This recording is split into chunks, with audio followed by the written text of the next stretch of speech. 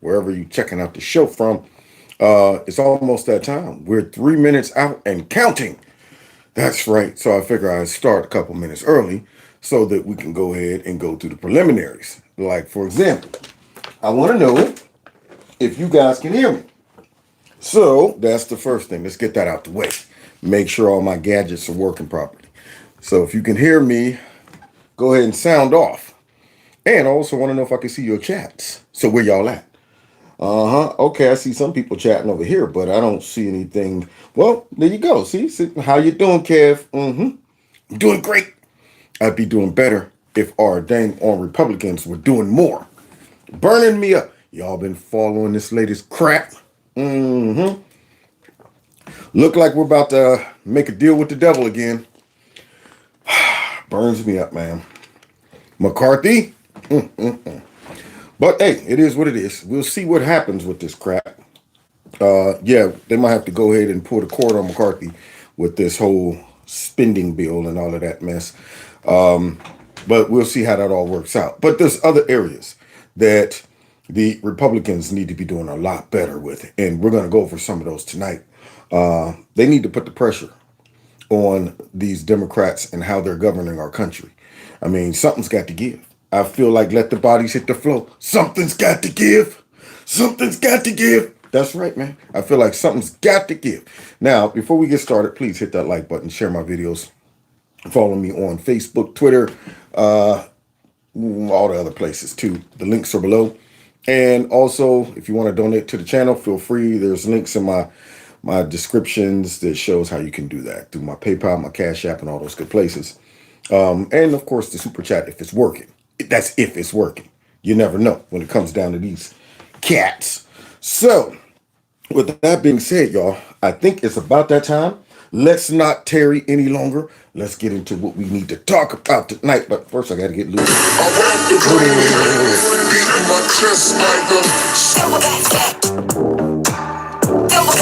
Real gorilla. Real gorilla. Real gorilla. There's some Jesus in the building. Gorillas in here. Gorillas in here. Gorillas in here. Gorillas in here. Now, y'all, before we get into some of the nonsense that I was watching last night, and I put together this the script in a sense of videos that, highlight some things that's going on around the country that maybe a lot of people just aren't privy to. Maybe they're just walking around with those horse blinders on. Maybe they're walking around like the mummy, arms straight out, eyes closed. But I'm going to hip them to it tonight. And if some of this stuff slid past you, you're going to get a chance to see what's going on too. Later on, we're going to go inside of one of the precious holding places for the illegal immigrants that have been posted up here in America and see just how things are going. But before we do that, we better check in with the crime rate going on around the country because MSNBC apparently said it's going down. It's lower. Okay, so let's see what this report is about. Here we go. All right, MSNBC, we can always trust them. Okay. If you take a step back and you look at the numbers in the aggregate, the levels of violence in America are definitely moving in the right direction. They're not going to talk about this on Fox News, but it's true. Of course they're not, because it's a lie. I'm not saying Fox is perfect, but of course they're not, because it's a lie. And you're the lying network. I mean, you're good for lies. So they just say, you know what? We need a liar. Let's send it over to either CNN or MSNBC. They'll lie about it. So let's hear this paid operative right here try to convince us that the crime is going down. National crime data is a lagging indicator, but we do know that violent crime dropped nationwide last year. Oh, is that right? When it comes to homicide, the most serious form of violent crime, murder rates are down in big cities across the country, from New York to, yes, Chicago and Los Angeles. Y'all hear that? Are you sure about that? Despite new No, I'm city not, and police leadership, Chicago just experienced its most violent Memorial Day weekend on record. Definitely moving in the right direction. There were 42 shooting incidents with 53 victims. Whoa! Man, they're like rat-a-tat-tat, and all the cops got it. Once upon a time not long ago when people wore pajamas and lived life slow. They're up there like Yosemite Sam. Did this paid operative see this report? That's all I want to know. How is that new mayor up there doing, and what is he doing about all of this as he sat there talking about we have to embrace all of these migrants that's coming. Not only do we need to show them love and care, but we need to, that guy. I wonder what he's doing about this. So let's see, 12 killed, 11 shootings, woo, 1 stabbing, 53 shooting victims. Woo, man. Those are some astronomical numbers for a major city in America. 12 people were killed, 11 shot to death, and 1 fatal stabbing. Jeez. What's going on in Chicago? Oh, yep, there you go. Okay, so the scariest environment imaginable. Thanks. That's all you gotta say. Scariest environment imaginable. Yep. Chicago, that title in town. Yeah, there you go. Don't that look safe? Don't that look like crime is going down? Right about now, I mean, the only way I go to Chicago is on a rescue mission. And I'd go fully G'd up with the dango on bulletproof vest, some night goggles, everything. Face painted. That's the only way I'm going, man. I'm going in like special ops to get somebody out that I love. And I'm talking, I ain't no distant cousins and stuff. It got to be like my aunt, old man Teddy, Gizmo. Somebody like that, I have to go up there and, get him out of there. But right now, according to that guy, the crime is going down in spite of what the Republicans are telling you. So, now last year they Now, see, that's how much these networks lie. You will see them out there covering stuff and bullets will start flying or you see fire in the back and they still tell you what's taking place is not really happening. Now, I know you see all these folks burning and looting and shooting and all of that mess, but trust me, it's not like that. We don't want to stereotype when bullets are flying all over the place. Don't just assume those bullets are meant for you. Okay? So, with that being said, let's get into what is taking place as they surrender our country over to a whole nother, country, basically, when it comes down to all those people coming in from South America and all over the other place. They're bringing their country to our country. So, wonder how long we're going to remain our country. That's my question. I mean, at what point? You start adding oil to a little bit of water and you just keep filling it up. After a while, you got more oil than water. That's all I'm saying. And I'm not saying that to be racist. I'm not talking about race. I'm talking about a process that is decent and orderly versus chaotic like what we're about to witness. That also results in American citizens paying the price. Now, I know the Democrats have the House, the Senate, and they got the White House. But, is there something else we can do? Is there any way, like McCarthy and them gave a lot of lip service, or we're not going to fund this and that. We're not going to do that. And I'm going, did you really hold true to that? We might all have to suffer a bit to get this thing back on track. So sometimes you got to do some drastic things to shock the monkey because these folks aren't getting a hint. So let's go back down there to that border and see what's going on lately. Head back to the border. Let's see. Can't imagine what you and your family have been going through. And like so many other families across the United States, I'm incredibly sorry for your loss. I had the opportunity to review the case file. This is the case file on this murderer. I'm gonna stop with that. On this alleged 17-year-old unaccompanied alien child who brutally killed and raped Kayla Hamilton. Wow. See, these are the results of a broken border. These are the results of an administration that's pretending that is greater than us and we are all doing the best we can to prevent. No, you're not. So all these clips are going to be sped up. So prepare to, hear these people, and they might sound a little bit like they just sucked on some helium, but they haven't. I sped it up for the sake of time. But so a 17-year-old unaccompanied legal immigrant came across and he ends up killing someone. Was he really 17? Where was his mama? I know you're familiar, sir. You're familiar with the intake forms. Record of deportable, inadmissible aliens. This is the form here. So I'm going to walk through a few things that I noticed that I saw on this form that this bad hombre said his intended location was Texas. And as we know, he then went to Maryland. There you go. See, because when they come across, they're all gentle, innocent, woodland creatures. that always tell the truth. Hola, I come across the border. How old are you, son? How old do I look? I don't know. You got a full-grown man beard, and then there's some crows right there in the corner of your eye, and some peppered gray in the top of your head.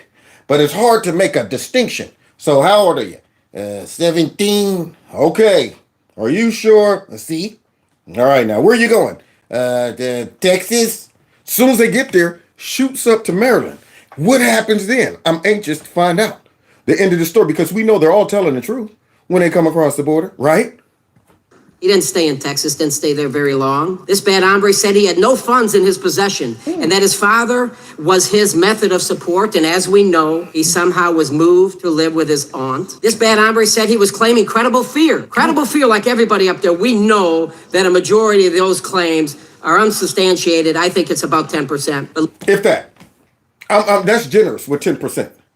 When you open up the floodgates and you give the format to get into the country, you don't think people are just going to use that format? I mean, how many people do you really think are coming here from a credible threat? If anything, it's a credible threat of them saying, let me get up here to make some money because I'm being chased by my own, say, the police or something like that. The threat is, oh, I done broke some laws down here, killed a couple people in South America. And man, now the police are after me. They're threatening me. Let me get up there. But the other folks are coming for economic reasons. Economic reasons. But you won't hear that from the Biden administration because they're making it nice and silky, man, when it comes down to coming to our border and just making some whack claim that they done lowered the standard. And all you got to do is just say, man, I'm running because I fear gang violence. I fear gang violence. Is that a credible threat for you to be able to come into our country and get asylum? So instead of trying to sneak across the border, they come right to the people knocking. See, I'm here for my asylum. So let's see what happens with these credible threats and what happened with this character, this bad hombre. Later said on his HHS intake form that he had come to work. So he's a liar. He's a bad hombre and a lying one at that. The UAC said he had no prior criminal history. No prior criminal history. So wait, they were able to determine that in that 2 minutes that mucus says that all you need to do is take 2 minutes to get these people vetted. They weren't able in that 2 minutes or so to figure out that man was lying and find out who he is and his background and all that stuff. See, that's what your safety is worth here in America. 2 minutes of vetting when it comes down to the Bidens. They right now are not checking the products on the assembly line. I mean, what's the process? You're just trying to get it out, huh? That's what it is. All right, keep it coming. Wait a minute. Excuse me, boss. This one right here shakes and rattles. Don't worry about it. It's fine. Ship it on down. Then it shows up at somebody's crib and the kid opens the box, a spring hits him in the eye. And the whole company's being sued. Because you're not checking what's coming through. You're just trying to get it all through. Hurry up. Make a deadline. So now they're sending all these people here and they didn't check this dude. Watch how easy it was to find out that this dude was a murderer. However, after his arrest, Maryland law enforcement, think about that. We can't count on the federal government down at the border to make sure that the people entering our country are decent people that don't have criminal records. But it took local and state law enforcement in Maryland one phone call to El Salvador. That's it. Psst, get on the phone. I call El Salvador. I said, hey, let me ask you about this bad hombre that entered our country. Has he been arrested? And they say, oh, yeah. Oh, yes, sir. Wow. Now, imagine if our federal government wasn't trying to pretty much destroy our whole country by acting as if they're doing stuff. See, they're down there talking about, yes, we're doing stuff. We're making it a lot easier and convenient to we are doing it a very humane way. And we are all of that mess. All they had to do was make a phone call. But how can you do that when you are sitting there looking at thousands of folks waiting to be processed and then you got boss man on your back trying to tell you to hurry up, get him through? So they ship this man through. When he finally gets caught for murder, they make a call, El Salvador. Oh, yeah. That guy's up there? It's crazy, man. Yeah, that's a mess, man. Y'all should have called us first. Yeah, we should have. We would have if we were trying to do things the right way. In fact, we wouldn't have to call you because that bad hombre would have never made it through. That's what should have happened. So guess what? Mucus is responsible for that young lady's death. Biden, the whole Democrat Party, all of them that advocate for this crap and supports it, they're responsible for that. He's been arrested in El Salvador in 2020 for his illicit association with an MS-13 gang. Couldn't figure that out down at the border. We got to find out after he kills and rapes and murders a young woman in the United States. Yep, and it usually all works out just like that. Yep, find out afterwards. Yeah, remember that? That's how Democrats work. Just like they're putting all these guys in school buildings, gymnasiums and stuff like that right next to kids. And you'll hear dumb liberals talk about, well, I mean, do they have a criminal record? Do you know that? I mean, if you don't know that, you're judging them. Well, how do you want to find that out? Do you want to find it out by saying, stop right here before you get in here and let's find out who you are, what you're doing, why you're here, all that stuff, and then make it very, very difficult for people to be able to come to this country through that process? Or would you rather go ahead and find out on the back end? Yeah, I didn't know they had a criminal record until they killed someone in our country. Then you find out. That's not the way you want to find out stuff. But that's how dumb people operate, or evil people, one of the two. He said he was 16. He wasn't 16. Had no proof for him. You need to prove your age. No. You just say, I'm 16. We were in a case here a couple month or so ago about the gentleman that comes through. He claims he was UAC. He goes to Florida with his caretaker and butchers the guy in Florida. What? I saw a picture of this guy. He had more chin whiskers than the witness next to you. He's 25 years old. 25 years old. Now, if the Biden administration doesn't deserve one big gigantic boot up their butt, who does? They need double boots. Every American citizen need to line up, and I would wait in that line to put my foot up one of their butts. I'd be like, all right, how much longer? We got 600,000 to go. Okay, I'll wait. So I can put my foot right up somebody's tail for this. Because this right here is unnecessary. All of this stuff that's happening, they are doing it on purpose. So should I say they are allowing it to happen on purpose. So even if they say, well, we had nothing to do with that young man. Yeah, you did. We find out later, afterwards, 25 years old. Went down there, murdered a family, I guess, all that stuff. Oops, our fault. We were trying to keep the product flowing. We wanted to keep the commodities just coming. That's why that happened. So that's another one. All on Biden. All on mucus.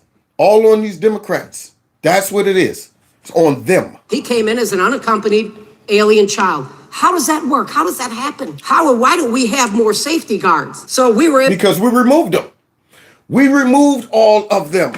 All right, you're about to jump out of an airplane today, okay? Oh, well, okay, I'm a little nervous. Don't worry, you'll be fine. Well, do I have a backup parachute? No. We removed that. We don't need that anymore. Well, what if something goes wrong with this one? Probably won't, but if it does, then we'll worry about that then. That's not a plan. How does this happen? What happened? Nobody checked my chute. Nobody checked the back. Nothing. You're just removing all of the bumper rails, right? All of the things that could possibly prevent this from happening. You removed it, got rid of it, and then all of this stuff starts happening on their watch. able to establish this man or chief, any of the 380,000 UACs that have entered since Joe Biden took office were under the age of 18. How are we able to determine whether they're actually truly under 18? By sight. There you go. All right, come step up. Let me see. All right, right there. Stay. Okay. What do you think, Jim? I don't know. I mean, he looks like maybe anywhere between 12 and 25. Okay, well, all right, you're good. Get on in there. That's it. That's all you can do. It's just like throwing some grass up in the air and seeing which way it blows. No way possible to figure this stuff out. And yet they're lying to us saying we're vetting these folks. How? I mean, when they said that, I'm thinking to myself, logistically, how is that even possible? Just you telling me that and me seeing the videos and pictures of thousands and thousands of folks coming up from, some other countries. I'm saying, how could, that's like me, going down there and they somehow go into the Mexico database. Just 1 second, signore. Okay, there you go. You're in our database. Kevin from Kevin's Corner. How did you get that information? I shouldn't be in your database. I should be able to tell you anything. And you will be going, how can I verify that? If I don't have an ID, if I'm not in your database, there's no way unless you watch Kevin's Corner down in Mexico. That's the only way. But nonetheless, there's no way you can tell that these people are who they are. So there you go. It's all eyeballing it. We really can't, sir. That's where a seasoned professional agent comes in. When they interview them, a lot of those inconsistencies you talked about come up in the story immediately. But the chaos that we have on the border today prevents the agents from having that amount of time. Yeah. The administration is yelling at them to process and move them down the assembly line. There you go. So that's what's happening in our country right there. You see that? That man right there is telling the truth. And he didn't even have to tell me that. I knew right off rip. I said, no, wait a minute. You got that many people? You're relying on these folks' words. That's the only way this is happening. You're relying on their words. And then you got probably mucus. All right, when we remove Title 42, I want you to just go ahead and let them all in. So now you defeat the morale of the Border Patrol. You got them being pressured to hurry up and get these folks in there. And all they're doing is just going, okay, all right, man, next. What, 17? Okay, whatever. No. They put that idea away. It doesn't even matter at this point. Nobody else has one. Go on in there. Oh, don't forget to come back to your court date or something like that. All right, next. I can't even imagine what it would feel like to work down there on our border right now and see what they're doing. Knowing that you're supposed to be the front line to stop this stuff, to screen these people. And the people you're letting in, you're going, man, I just hope this person ain't somebody else and going and do some horrible things, which we're about to find out what they're doing. Because remember, according to the Democrats, they're all just peaceful, gentle woodland creatures coming here for a better life. So we're about to find out in a few minutes as we go undercover in one of these hotels. Secretary Mayorkas gets on front of the camera and lies to the American people every other day, if not daily. And he says these people are vetted. Is that a true statement, sir? They're vetted against a blank sheet of paper. There's no global database to vet them off of. Yeah. There you go. Vetted against a blank sheet. That's it. No global database to bounce them off of. This is the process. Do you feel safe? I don't know about you. I don't. Now, granted, we don't have a big influx of illegal immigrants coming to Youngstown, but God forbid I lived in any of these cities. And yet, these folks are shipping a whole bunch of these people to cities and just saying, all right, now, but they're not just shipping them there. We're about to find out some other stuff they're doing. Man, I'm telling you right now, I cannot wait to vote. I cannot wait to vote. I'm telling you right now, I'm going to be camped out. If these folks don't get booted out of office, we are in trouble. We're doomed. That's what we are. Doomed. That's when I would be really considering a national divorce. If these folks somehow finagled their way back into power again, I'm going, okay, yeah, I don't think we're going to make it. I really don't. I can't do another 4 years in this relationship. I can't. Okay? You know, we're going to get a domestic violence charge or something. You're driving me crazy. Dang on it. So let's go ahead and continue hearing this in-depth process. And what kind of a border check, what kind of a background check is done on these individuals? They're ran through a United States government, well, NCIC, which runs through criminal databases. But unless the individual's been in the United States, committed a crime here before, it's not going to be in that system. You know what? Oh, well, I mean, go figure. I mean, why are you even wasting your time? We do have a vetting process that lasts all of about 2 minutes. And then, so unless you have been here, and even with that being said, we found many people who've been here deported. A couple days ago, guy, one of the clips, deported 4 times. Then, of course, killed somebody in the United States. 4 times. So obviously the man was in our database, but so what? I mean, when it comes down to these Democrats, just go ahead, tell them to go right over there, and then they can come right back. There you go. Resulting in someone's death.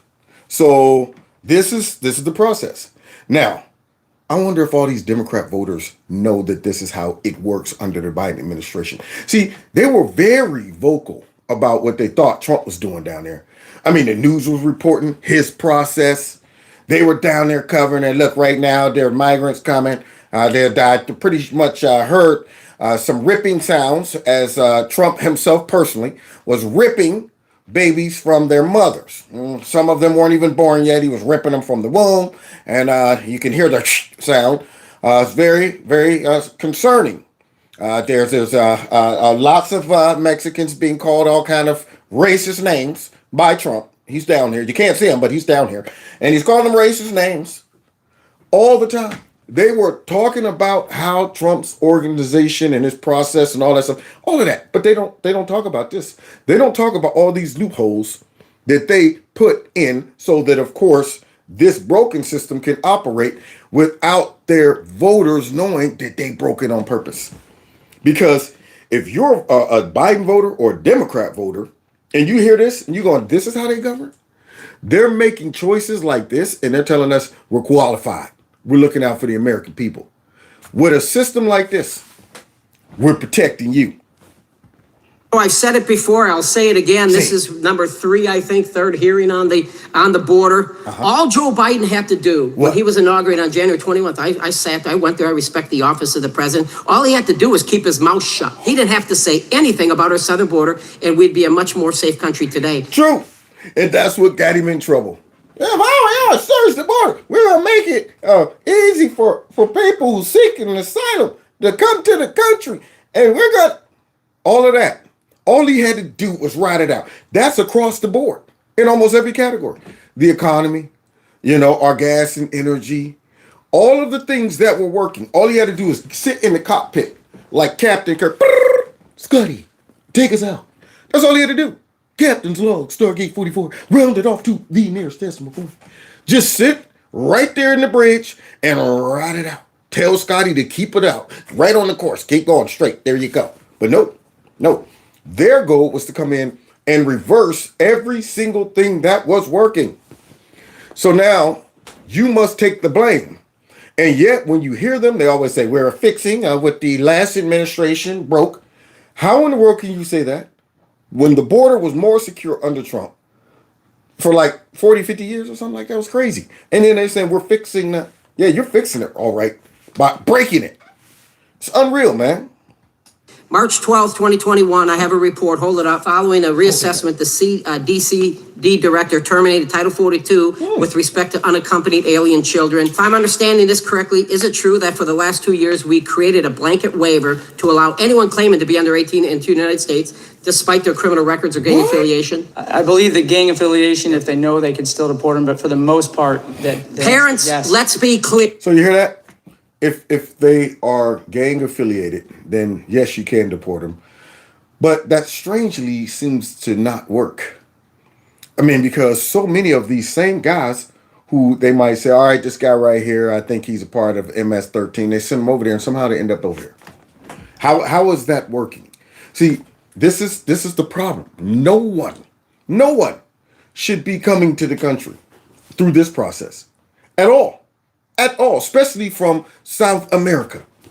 If you come to our country and our border, that must mean, if we were doing it the right way, that would mean you're trying to invade and break our border laws. That's what it should mean. It shouldn't mean you're just coming here because of asylum and this and all this stuff. We got a process for that, buddy. The only way you should show up to any of our border patrol talking about I need asylum is you should say, I went through Mexico, they rejected me. They rejected me in Honduras. I tried a couple other countries. They said no. And now I'm here. You shouldn't be going, I'm coming all the way from El Salvador and I walked all the way through 6 countries and now I'm here without even checking with any of those other countries. So my assumption, if we were doing it right, would be if these people are trying to get across our border without checking in and asking for some real legitimate asylum, they're an invader. Therefore, you treat them like that. See? That's how it should be done if we were really trying to secure our border. But nope. Only people we should be dealing with trying to stop are legal criminals trying to come into the country or drug dealers. Something like that. The rest of these folks coming shouldn't even be coming. That's the problem. But let's continue though. Clear. MS-13 stands for kill, rape, control, and Joe Biden and Secretary Marcos are allowing potentially 30-year-old gang members into our communities, into our schools, and around our kids, where they will do the exact damn thing they did to Kayla Hamilton. Shame on them, and we must hold them accountable. That's what we should do. That's what we should do. We must hold them accountable. Now, that sounds good on paper. I hear Republicans constantly talk a good game, talk about what we should do and this and that. But something's got to give, man. I mean, if you can somehow jam up the money. Who fund like all of these positions? They're funded, and at some point I say, do the American people need to go on strike? What I mean by that is, look, man, you guys aren't doing your jobs. We pay tax dollars so that you can do your jobs. And the job descriptions that are out there, you're failing in every area. Why should we keep paying you? That's my question. Why should we keep paying you to fail? To do things that eventually make it more difficult and dangerous for American citizens. And yet y'all get out there and say, we're doing fine. Like Joe Biden. How do you think things are going down at the border? Better than you thought, didn't you? No, it's worse. It's worse than I thought, Joe. The only way it could get worse is that nobody even stops anybody. They just all start running across. It's the only thing. It's the only worse scenario than what's going on right now. Which, New York. Y'all remember that guy with that peanut head? Yeah, the mayor of New York that was getting mad about all of them sending them illegal immigrants to New York, but yet, even though they're a sanctuary city, they embrace everyone. Now he was getting a little concerned about this. He was like, where's the Biden administration? I'm a little upset. We need to revisit these sanctuary city laws because he's getting hammered. And let's find out what they're doing with their tax dollars and all of these illegal immigrants as we dive in undercover, all right, in one of the biggest, best, beautiful hotels that now has become a S-hole hotel. It's an S-hole hotel. New York City, the thriving and fast-paced metropolis, is currently in a state of emergency as over 60,000 illegal immigrants have... Woo! Now that's a lot of illegal immigrants. 65,000? Now, let me make my disclaimer before anybody think I'm a hater and I don't like illegal immigrants. First of all, I love Hispanics. I love everybody. All races, all nationalities. I ain't got a problem with you. It ain't based on your nationality, okay? It ain't based on your geography, where you come from. It's based on legal and illegal. It's based on, are we following a process that keeps us civilized, or are lawmakers breaking it and putting everybody in danger? Not just, us, but these folks too, as we're about to find out. A lot of these folks never make it to the country. That's a problem. A lot of them are trafficked. A lot of them are in debt to the cartel. There are problems all over the place for us, for them, except for the Democrats. They're the only ones that's coming out of this mug, apparently squeaky clean, and maybe some of the folks who use these people for some cheap labor. But these people are only doing what we are allowing them to do. So I don't have a problem with them per se. However, I do recognize there's another element that comes along with them as well. If you're thinking that you're going to just dragnet in all of the ones that want to come here and contribute to our country and make the country better, you're sorely mistaken. And we're about to find out. So yes, these ladies right here look innocent. They got kids, and that's the stuff that makes people get all sensitive and stuff. But what about the others? And we're about to find out. Made their way into the area. Mayor Eric Adams has recently declared that 50% of the hotels in the city are now filled with migrants. And for the first time, we're getting an exclusive look at what the inside of one of these hotels looks like. Wow. Now, we didn't even have to go into the hotel to see what the hotel looks like right there. See, so 50% are already filled up in New York. Let me go back. I want to see the front door. Now, what do you think about right there? Let's see. Here we go. Let's see if I can stop it. Look at what right there. Right there. That right there lets you know. Right there what's going on.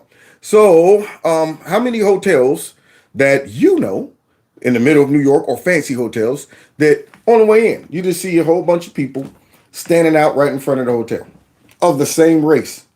I mean, that could go either way. If it was a whole bunch of white folks standing out there, you'd be like, what are you doing out here? This isn't a behavior that you normally see in front of a hotel. If there's a whole bunch of brothers standing right out there, I'm going, what are y'all doing out in front of the hotel? A hotel manager should come out and say, excuse me, we need to clear this front area out, okay? We got a smoking section in the back or something. But to just be all posted out right in front of the hotel lets you know what's going on.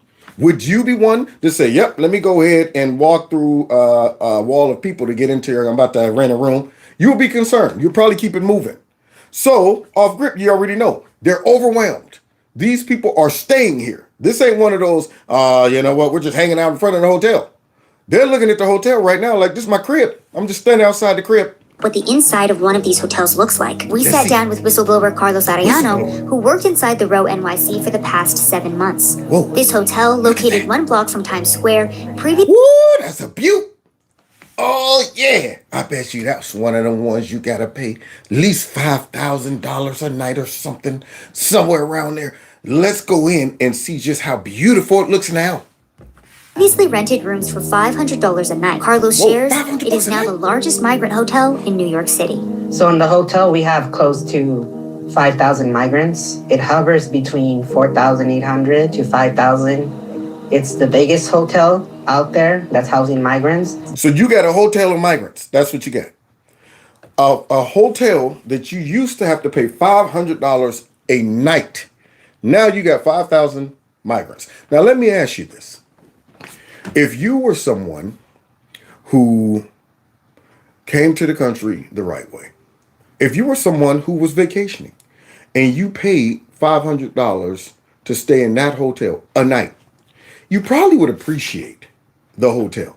You probably would say, you know what? This is a hotel that not everybody can frequent. I'm paying a lot of money and I kind of cherish the scenery, you know? I got a respect for it. Okay, but if you were staying there free, would you have the same appreciation?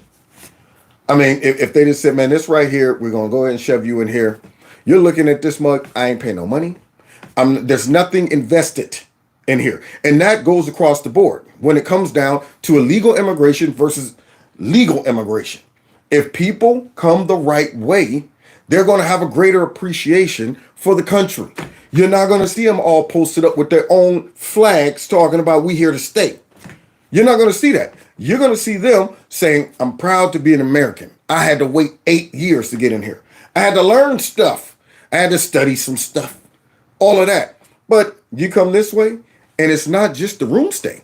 It's not just the room stay, y'all. Look what else they're getting. You think they appreciate this stuff? Let's see.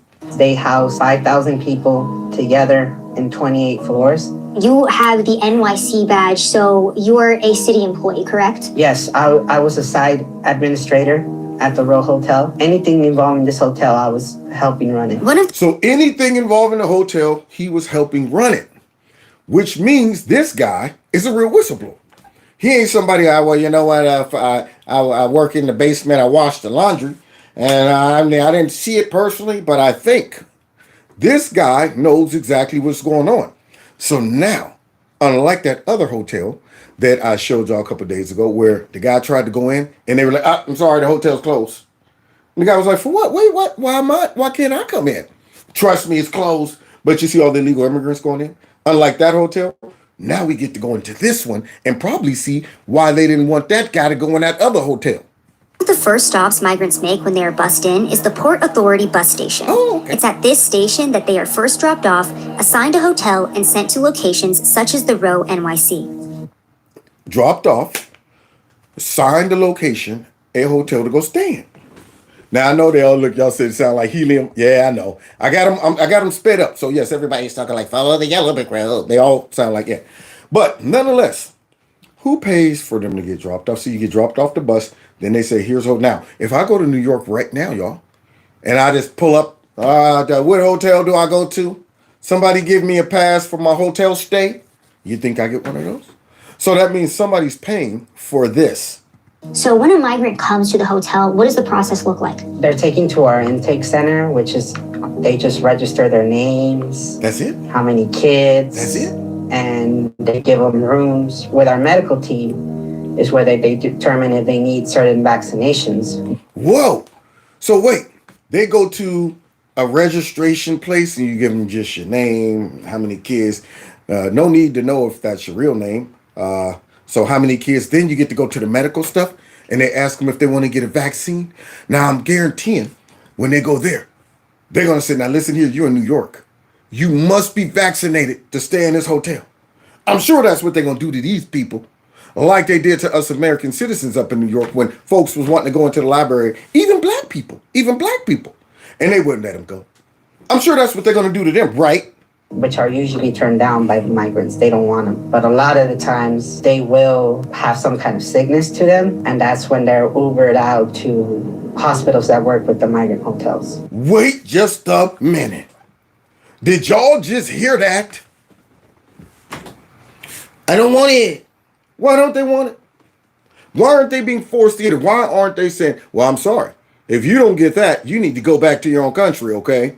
That's what you need to do, okay? Because this right here, they didn't do that.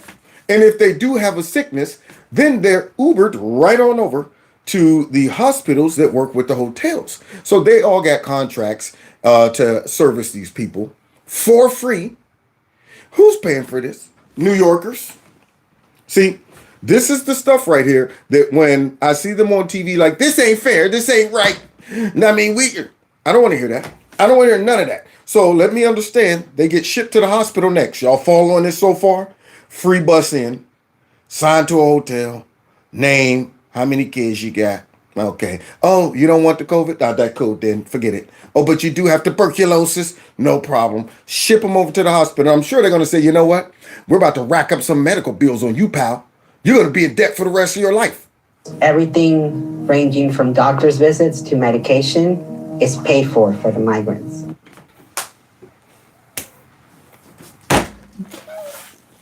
What? That what came from my butt, all the way from my butt, all the way up through my throat. What? I want some of that free Vatican care. I want some of that free community college, but I don't get that.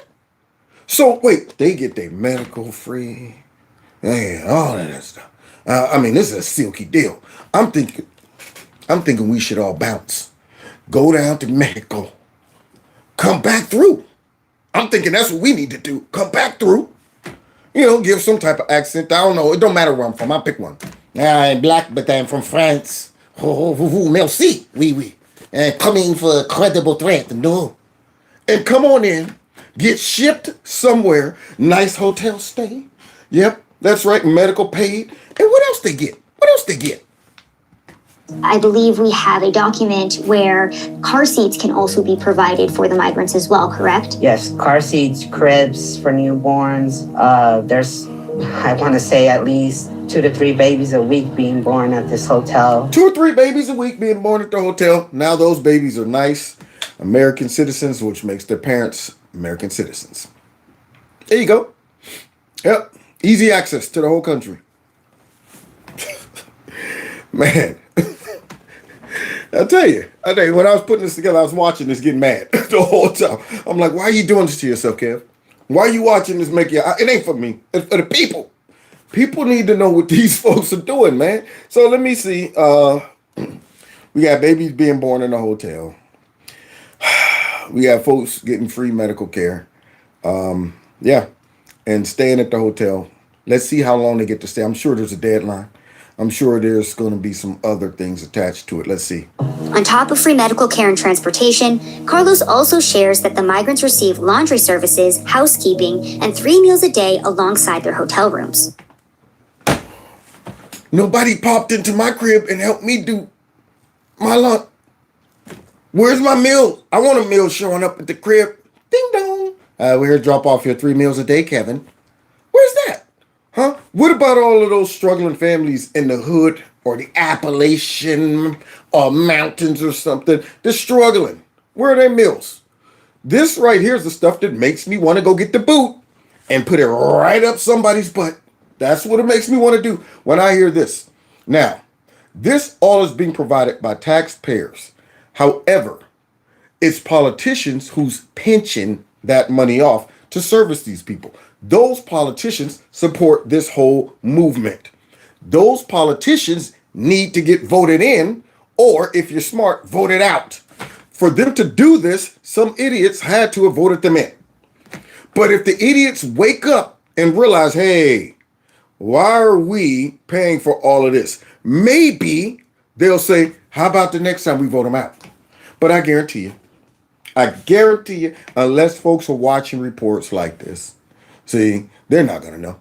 They just think this stuff is organically happening. And somehow these migrants got a little extra stash on them to be able to pay for all of this. Because surely they wouldn't be getting paid by our tax dollars, right? Well, let's see. Anything you can possibly think of is being given to them. Around 200 through 300 Metro cards a day are given for free. Whoa! 200 to 300 Metro cards a day are given for free. That's right. Go to our city. Here you go. Ride the Metro. You're good. Do New Yorkers get that for free? These are questions I have. I want every New Yorker to see this inside, snapshot into what really is going on. Unreal, man. ID services, ID NYC. They have IDs from the city of New York. And what can they do with those IDs? Oh, probably vote eventually. So they get IDs. There you go. You just go in. You don't need no birth certificate, nothing. Hey, how you doing? Hola. Yeah, hola. So you want an ID? See? Okay. What's your name? Which one did I come up with? Last week I was Jose. No, I'm Fernando. Yes, Fernando. Are you sure? Yes, see. Last name, you pick one. All right, Rodriguez. There you go. See. Okay. All right, how old are you, Fernando? 20. 20. Okay, 21. You got me. 21. Okay, you stop playing there, Fernando. Here you go. Welcome to America. Go out and vote. See, that's what's happening. All right. Now, you got to be kidding me. That's why the Democrats don't want voter IDs. So up in New York, they're just dishing them out to people. Don't need nothing. I went and had to replace one of my IDs. They were like, you need to bring your birth certificate. You need to bring some blood. You're going to have to give us a urine sample and a thumbprint, eye retina scan.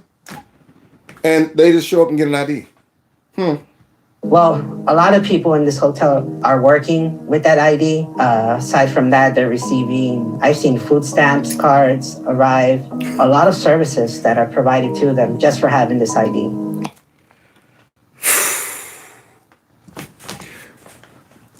If I ran against a Democrat, you know how bad I would light their tails up with this? Ask them just, hey, did you support this? Oh, yeah, we think it's important for to support the people who needs. And I said, really? Okay, how about this? You guys provided A, B, C, D, E, F, G, H, I, J, K, L, N, M, O, P, Q, R, S, T, U, V, W, X, Y, Z. Y'all went ahead and provided all of this, and you think that was a good idea? You think that was it? Just all of it. Hey, audience, how many of you all out there are okay with paying for this? How many of y'all out there knew that this person y'all might be voting for was okay with all of this? You want to vote him back in? See, that's all you got to do, man.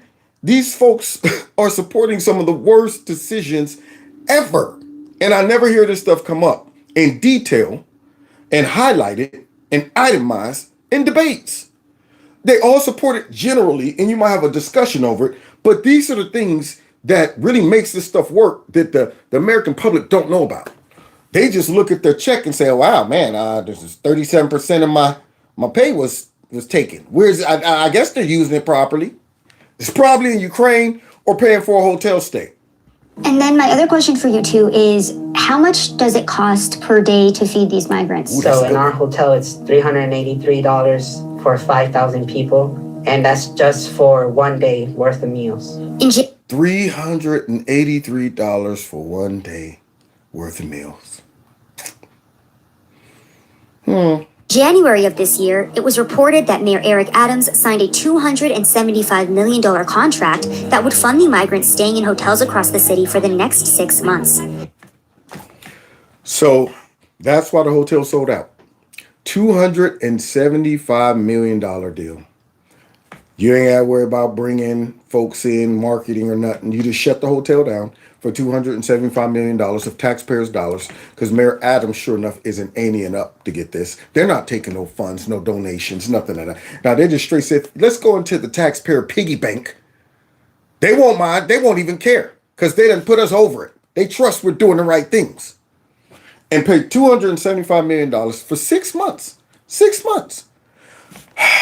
A budget of around $55,000 per migrant. However, the city is running out of hotel rooms, with Adams stating that some hotels don't want to shelter migrants. Carlos... Probably because they're what? Racist? Those hotels are misogynistic. That's why. I'm sure that's what it is. Or could it be something else? Provided us with an inside look at the Row NYC that may give us some insight as Well, to let's why. see. The migrants being in those hotels have destroyed them. There's a lot of Oh, well, there you go. Look at that. But they're all gentle woodland creatures. Now, do you think if they were paying $500 a night to stay there, that room would look like that? You think they would do that? No? Oh, okay. Now, what I am seeing in that room right there is a whole bunch of Coronas. And I mean a whole bunch. So we got kids' toys, we got Coronas, we got all kind of bottles, and God knows what else. Right there. Right there. So let's see what else. alcohol in these rooms. Housekeeping is there all week, and they'll clean it, and by the end of the Beer night, bottles. there's kids getting drunk together. Kids! There's people hooking up with each other. I even have seen reports of... Look at that. Yeah, no wonder hotels don't want to house everybody. So we got beer bottles, we got candies, we got all kind of stuff on the floor. Yeah. Is the 275 mil worth the repairs that's going to be needed? That's my question.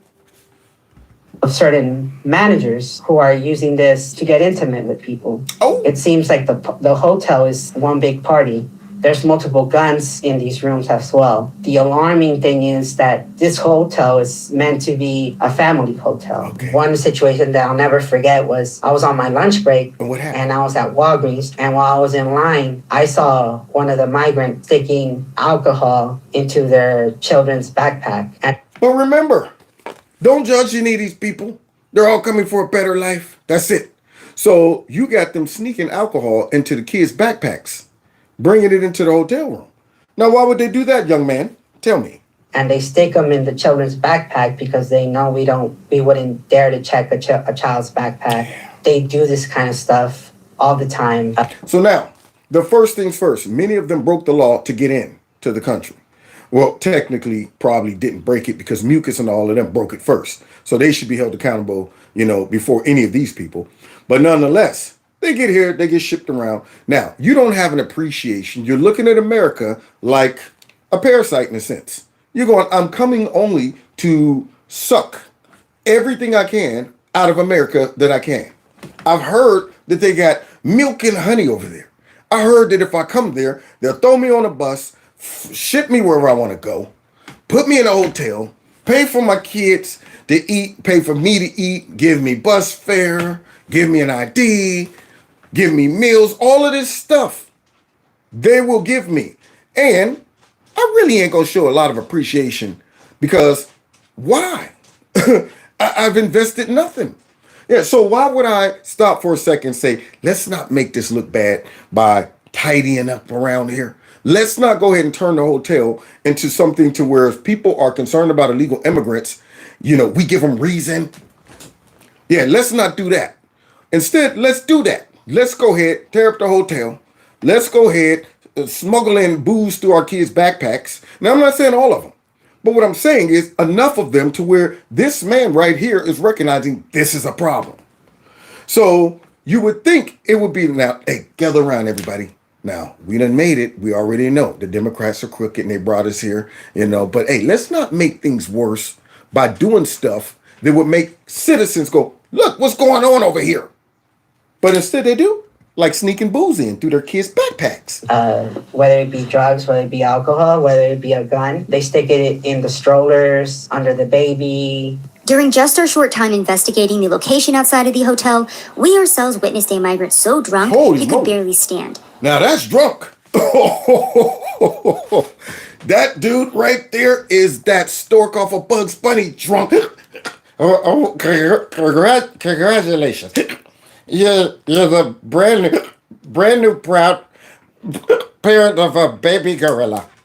That right there, this guy is lit. And he got to be about 17, 18, maybe 19. You got to get up there, shake it and stuff right there in front of the hotel.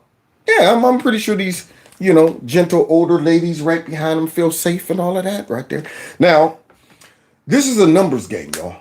If you got 5,000 people standing and staying in a hotel illegally, they came here illegally. How many do you think out of that 5,000 would probably be a problem? I mean, you're just doing the numbers. I mean, I say you got 5,000, a good maybe 1,000 of those probably aren't great citizens. All right. And it might be more, might be less. But those are just numbers. I can tell you that I can go to the hood right now and say the same thing. If there are 14,000 black folks in the hood, you're going to get some bad ones. That's all I'm saying. So it's very hard to escape that. It's just the nature of people. When you bring a whole bunch of folks in, throw them in the same environment, okay, you're going to get a decent percentage of them that are going to be acting a fool. You're not going to get a whole bunch of angels. But the Democrats are willing to say, we'll take the demons with the angels. That's what we'll do. And we don't care if it's lopsided. We might, get more demons one day than angels. But hey, hopefully those demons will mind themselves. Now we got one staggering right outside the hotel. But alcohol isn't the only issue at the Row NYC. Carlos shared incident reports and internal text messages detailing gunmen on the premises, children getting drunk, and migrants stealing from local businesses surrounding the hotel. You were actually showing me some text messages between a social worker about a drunk 10-year-old in this hotel. Can you talk to us about what happened there? Yeah, it was a drunk 10-year-old who was caught with a 14 and a 12-year-old. Now, which direction you think those kids' lives are about to go in? 10-year-old, 14-year-old, 13-year-old drunk. Already. Where are the parents? These are the kids that will end up in somebody's system, some social system later on, or jail or something like that. Now, I'm not saying that that's a guarantee, but when you start off at 10 already getting drunk, and then you got others peer pressuring you, and you have no parental guidance, I'm like, how'd they get drunk? How did they get hold to, or could it be all of the Hennessy bottles left in the room? Hey, they brought this on themselves, man. And New York, if y'all love it, hey, I like it too. But for the rest of the country, I don't want this crap spreading across the country, man. And all three of them were intoxicated. And when we looked them up in the system, the parents had checked out. Checked out 2 days ago. No wonder they were getting drunk. These are stories that need to be read up there in Congress when they're having debates in the Senate and all that stuff. On the Capitol. Yeah, hey, here's some cases going on right now in New York. This is what you guys are opening up. You think these people are here for asylum? Fleeing for a better life? That's what they're doing. They're fleeing for a better life. So the parents just left them there? Yeah, the parents will leave the kids unattended in the hotel. Wow, so the parents themselves are separating, ripping themselves from their own kids. Where's AOC? Why don't AOC go up in that hotel room and start grabbing those babies? There, I'm here for you. Letting them boo-hoo on her shoulder. Take them back to her nice fancy, apartment. Ride them around in that Tesla. Where's AOC? Why is she up there doing that? As these parents are ripping themselves from their own kids. And they think it's okay to leave for a day or two, sometimes even a week. And you actually did provide us with a couple of incident reports. Let's go ahead and go over some of them. Specifically the incident report where you have gunmen walking around the hotel. Talk to me about that situation. Wait a minute. How did these illegal immigrants get guns? With no ID? Surely they went down there to the local gun store in New York and said, I'm here for a background check because I'm a law-abiding citizen and I want to get a gun. Yeah, I'm sure they were approved, right?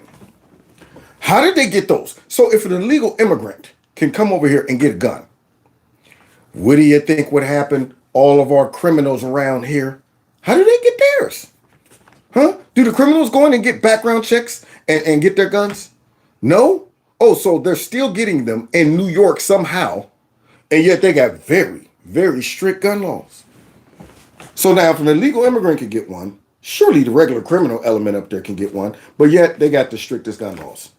Oh boy, I tell you, this is the stuff that makes you just scratch your head and say, how do we become so dumb as a people, as a species? We're supposed to be at the top of the food chain, but yet crap like this is happening.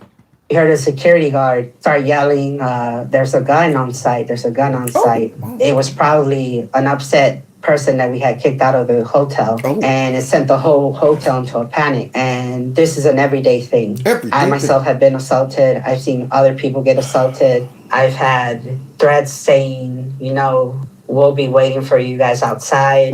There's been times where staff has had to be, escorted to their cars, to their trains. Because the migrants are threatening them. Yeah. And why is that happening? Because they want to get away with doing whatever the hell they want to do inside the hotels. There you have it. About time somebody keeps it real. So let me get this straight. Instead of coming over here being appreciative and trying to assimilate and trying not to bring any negative attention to the fact that you shouldn't be in the country in the first place, you come over and say, we finally made it through America. Let's tear the sucker down. So now they all up in the hotel acting a fool. And people say, excuse me, sir, can you turn your music down? Excuse me, sir, you can't smoke. Excuse me, sir, could you guys move along with... They get mad and say, man, you're going to let us do whatever we want to do. And what, you kicking me out? I'll see you when you go to your car. Now, imagine all these people getting released across the country. Do you think with that mentality, we're going to get nothing but a whole bunch of gentle willing creatures and little angels that only add to the betterment of America and keeps our cities and stuff like that more safe? Those people are going to end up somewhere. See, this is what pisses me off about this. Once they leave this, if they're not deported, they're going somewhere. Now, if you already are dealing with this right there at the hotel, somebody's neighborhood is going to have to be dealing with this. That's the problem. So there we go. Now they're out in front smoking weed. They look pretty young. I guess. There's one incident. It was my very first week working in this hotel. And it was a husband who was beating up his wife. It was my job and others' jobs to separate them. The brother of the husband shows up and starts telling the wife, why would you report him? Now they're going to kick him out of the hotel and deport him out of the country, which didn't happen. And then You hear that? Which didn't happen. So the man's beating his wife. They come to pull him off his wife. The brother comes in. Why did you tell on my brother? Now they're going to deport him, even though he didn't get deported. And how does the brother handle this then? The brother rushes in and hits the wife on the face as well. And as the hotel staff, what were you guys able to do with these two? The solution always is... What? Oh, send them out of the country? That should be it. Deport them immediately. If you show one sign of violence, if you acted, you better be on pins and needles. After paying for all of this, your food, your stay, and this and that, you should be on pins and needles. You should be opening doors with, sorry, sir, excuse me, come on in. My fault. Hey, how you doing? Good day. That's how you should be. But instead, what happens to these people when they do stuff like this? Instead of bringing negative attention to the illegal immigrant problem, they sweep it under the rug by doing what? Intoxicated, send them to the hospital to sober up, and then they come right back into the hotel. There you go. That's the solution. Don't send them to jail. Don't send them back across that border. Send them to the hospital. Now, how many drunk folks get sent to the hospital unless you're ODing on alcohol? Most of the time, if you're drunk and you're doing stuff like that, you end up sleeping it off in the jail. But if you solved it that way, then the jails would be filled with a whole bunch of illegal immigrants. And then people be saying, these aren't the angels y'all promised us. These aren't the people coming here for a better life. These folks are coming here, they are acting a fool, and instead of being sent home or sent to jail, y'all just say, they're drunk, just send them to the hospital to sober up. I didn't know the hospital sobers you up. Heck, I know a whole bunch of folks then that should have been sent to the hospital, but ended up in the jail cell. This is crazy. They're doing everything they can on a PR level just to make it not seem like it ain't that bad. Yet it is. Thank you for this man coming forth and shedding light on how it works on the inside. It's either the hospital or it's either send them to Port Authority and let the husband who's intoxicated get another hotel paid by the taxpayers of New York. There you go, New York. And New York, start spreading the news. Do, do, do, do, do. I'm losing today. Do, do, do, do, do. And I got to get up out of here. That's what I would be doing. New York, New York. So now let me get this straight. You send them straight on back over to the people who gave them the hotel stay the first place? Not home? You don't send back down to El Salvador, wherever they came from? No? Okay. So they go back over there and they say, I just beat up my wife. She got on my nerves. Okay. Well, I'll tell you what, we're going to give you another hotel room instead of a jail cell. Huh. Often at times there was migrants causing chaos with shoplifting.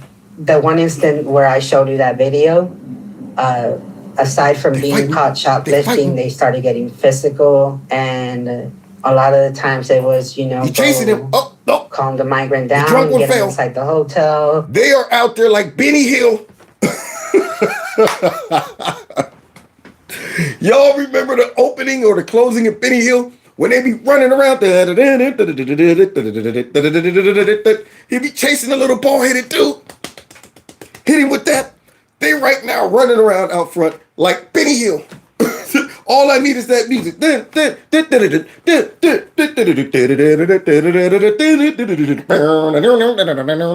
how it looks. Drunk dude staggering all over the place. Guy chasing with a sign, throwing it. He tripped over his own feet. Man, the hotel might never recover from this, man. I mean, I'd be like, all right, I was looking in the brochure.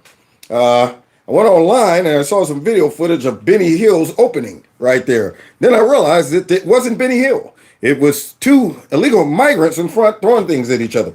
I don't know if we should stay here. That's what should happen. So they running around fighting outside the front of the hotel. Boy, oh boy, I tell you, it's funny, but yet not. Okay, boom, let me shake it off. Let's get back into this. We also spoke to the manager of the store right next to Roe, who shared how the... Yeah, y'all ready to hear from this misogynist, white nationalist, xenophobe, this Indian? Yeah, he's probably going to be upset because he don't like these illegal immigrants, even though he's an immigrant, but he's legal. See, he's legal. See, so let's see what he has to say about business. I'm sure it's booming. Migrants have been affecting businesses in the area. So there was previously tourists staying in this hotel, and now it's migrants. So you're not having the same amount of business coming through this area. No, same. It's totally down to less than 50% the down. So I'm not against. I told you I'm not against them, but I don't like to our business. You hear that, man? But I don't like to. He is upset about this. He said, "Look, man, how am I going to keep business flowing, and all of the tourists are gone?" Do you think the migrants are coming next door to buy stuff like I Love New York and stuff like? No, they probably get that stuff free. So who's coming to his shop? If the people are staying right next to his shop, nobody's traveling across town to go and buy that stuff. He was benefiting off of the tourists right next to the hotel. But now business is down 50%. Area. Take them another area, be side of city or another place. My man said I ain't got a problem with him, but not in this area. Get them in another area, just not the next door. Okay, so he don't want them next door. So why not? I thought they can only benefit us when they're here. That's what the Democrats are telling us. Yes. So that man right there sounds like a Trump supporter. I don't want to hear. Get them, send them somewhere else. Not the middle of the city. We are facing for where the business. Not only my store. All area business is down. All in this area, 8th Avenue, 3-4 area, their business. You can ask any people, they'll say no business is down here. On top of the violence, guns, and drug and alcohol abuse, Carlos shares that the infrastructure of the hotel is also starting to crumble. The media has been reporting... Now, how could that be? You know, you only got 500 folks posted up in your hotel for 6 months straight. You would think, they get a little bored, antsy in that room and start tearing it up, perhaps. So what the media doing now? Reporting that one of the main reasons that migrants are overwhelming progressive cities is due to Republican governors such as Texas Governor Greg Abbott busing migrants into these cities. However, when asked if the migrants are happy to be in New York or if they even want to leave, this is what Carlos had to say. If they want to leave the city of New York, they're given a bus ticket, a train ticket, a plane ticket in that very moment. I'm done with these politicians, man. So if they want to leave New York, they're given a bus ticket, train ticket, plane ticket, whatever. But why would they leave that utopian society? See, on one end, you would think, yeah, they would leave unless you were giving them stuff to make it more comfortable for them. Because the logical thing would be, well, wait, why would I want to leave this beautiful situation right here, right? And who gives them that? The city of New York is paying for it, and we are giving them that. They get tired of New York City, they move on to the next city. Chicago, Philadelphia, Washington. More S-hole cities? More Democrat-ran S-hole cities. Interesting. So. They're traveling around. Would you say that the majority of them want to stay in New York, or are they trying to go somewhere else? So they come to New York wanting to go somewhere else, but at the same time, they see everything that's being given to them and that they're in right next to Times Square. So they decide to stay and they don't want to leave. And their mindset is that this hotel situations are never going to close. And it probably won't. So y'all getting how it works now? It's kind of like how they also got a whole bunch of black folks hooked on the Democrat Party in these Democrat S-hole ran cities where they say, you know what, you'll never leave the Democrat Party. We're going to start dishing out treats and snacks and stuff like that to the point where when y'all are thinking about leaving, you're going to, wait a minute, why would I want to leave this? I feel safe here. They're giving me food stamps. They're giving me all of this stuff, everything I need. And the only conditions is just don't leave us. Stay right here. Don't better your situation. So you'll find that people, if they find a little, nest egg, they don't want to leave that. You don't know what awaits you if you decide I'm bouncing and leaving New York and going to Chicago. They might not be as generous with the hotel stay or the 3 meals a day or, the baby car seats or perhaps the medical care, the bus passes. They might not be as generous. So I better not go ahead and leave this comfortable situation. So New York might be stuck with a lot of these people. And they're sitting there going, hey, I'm in a hotel for free. Might as well ride it out. This is crazy. Absolutely crazy. Boy, I feel like I'm taking crazy pills. And the city does nothing to tell them, hey, eventually the money runs out. When the money runs out, these hotels will close. Carlos has worked in U.S. Immigration Services for the past 5 years, and he's the same whistleblower who came forward last year when he was working for MVM Inc. and realized that migrant children were being handed off to unvetted adults throughout the U.S. He has also worked as a contractor under organizations such as Customs and Border Patrol and the Office of Refugee Resettlement. However, despite being in the industry for so long, he shares that this is one of the worst situations he's ever seen. Worse. I've never seen a situation as bad as this one, which is why. But wait, Mucus said we're doing good. We're making progress. That we are committed to making progress and the service that we're making progress, right? However, all the real folks are saying, no, we're not. This is a complete mess. That's what it is. We're not making progress. Why I'm coming out. I'm not doing this anonymously anymore. I'm attaching my name, my face to this because it's that bad. I've been doing this for 5 years, and in my 5 years, this has been the worst experience by far. The city of New York does not know what they're doing. Nope. The Democrats do not know what actually they do. I'm sorry. They don't, but yet they do. They don't know how to govern, but that's okay because they're really trying to tear the whole country to pieces anyway. So it's okay to be completely an imbecile if you're a Democrat politician, making stupid choices like this. It's okay.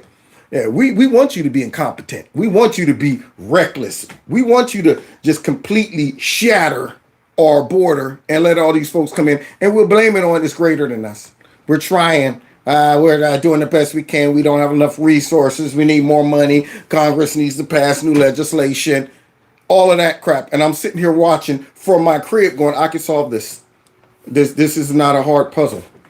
This is like watching somebody on a game show and they ask the easiest question in the world and you screaming at the screen like, dang on it, it's a rabbit. Rabbits eat dang on carrots. What do they? Chicken?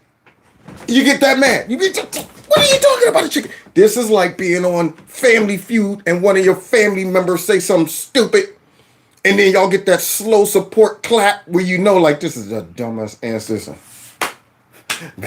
Good answer. Survey says, bam.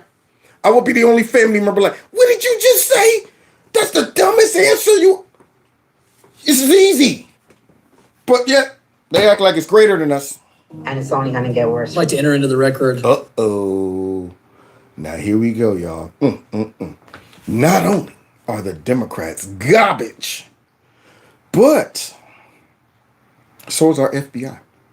Yeah, our intel community. We found out some new intel, y'all. I got some new coming to you live footage about what took place up there in Washington with that new group of white nationalists, and the FBI's attitude and reaction concerning some very important findings. So let's check it out. First things first, what's up with this China thing?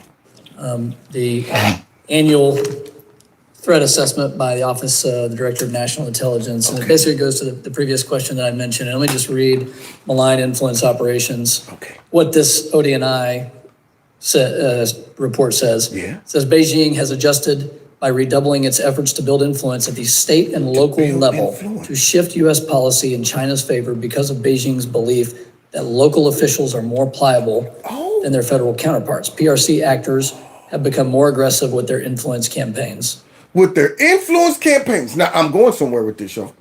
Now, he's talking to the FBI, one of the counterintelligence directors and stuff like that, this lady with a nasty stank attitude. And he's bringing up a very important issue, that the Chinese are outsmarting us by focusing on our local officials.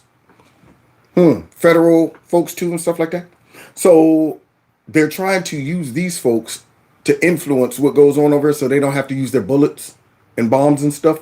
Now, one of the biggest people that I heard that might be being used by the Chinese in regards to influence is somebody by the name of Sleepy. It's something like that. Sleazy, Sloppy, Slimy Joe, something like that. You know what? Creepy, Sleepy, Sleazy, Slimy, Sloppy Joe.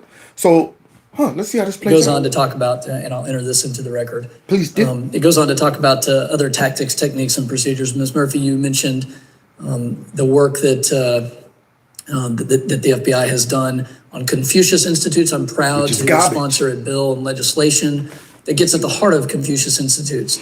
Do you believe that the CCP is using malign influence to affect outcomes of research and other academia outcomes at our universities and higher institution at universities? Sir, so I don't know if I'd say it's to affect the outcomes, but probably more to steal the research. No, it's to affect the outcomes. Yeah, they are knee deep in here. They are running such a big psych op in the U.S., man. They're using TikTok to water down the mentality and the morality of our young folks. Yeah, they're making sure that they support institutions like Joe Biden's whatever thing he had going up there, but yet the Chinese was donating all that money and stuff like that to that school. They make sure they keep that liberal mind frame going. They love it. They're probably looking over there like, ooh, look at all that progress we making in the United States. Got them fussing over whether men could be women. Got them fussing over all of this stupid stuff while we increase our military and strengthen our economy. And here this lady, yeah, well, I just think it's more still in our technology. That too. So let's go ahead and get into the FBI for a second and how they're handling things. But first, creepy. For FBI Director Christopher Wray to turn over a document Republicans claim links President Biden to a $5 million bribery scheme with a foreign national. The House Oversight Committee. Wait a minute. That lady was just asked about how they influence us through payouts. So Raggedy Ray is about to be held in contempt. Let's see if that happens. Chairman vowing to hold Wray in contempt of Congress if he doesn't deliver the file for what would be the third time. Brooke Singman has more. Brooke, good morning. Hey, good morning, guys. House Oversight Committee Chairman James Comer issued a subpoena for this Biden document nearly a month ago. He said today is the final deadline for the FBI to comply before holding the Bureau in contempt. Comer saying in a statement, quote, the FBI's refusal to provide this single document is obstructionist. If Director Wray refuses to hand over this unclassified record, the Oversight Committee will begin contempt of Congress proceedings. Now, Wray reportedly responded by calling Comer and setting up a phone call for tomorrow, but the chairman says their meeting will not impact today's deadline, arguing it should not have taken the threat of contempt for Director Wray to reach out. Now, yeah, it shouldn't have taken any of that. Matter of fact, Director Wray should have exposed this a long time ago. If that document exists, you know Joe Biden's compromised. But the dude's running the whole country. So what's the whole point of getting intel like that and stopping crimes when you got the crime documented and you're just going, you know what, I'm just going to put this in a shelf somewhere. There's no real reason why this man should not deliver that to these people. In fact, I heard it's been declassified. It ain't even classified.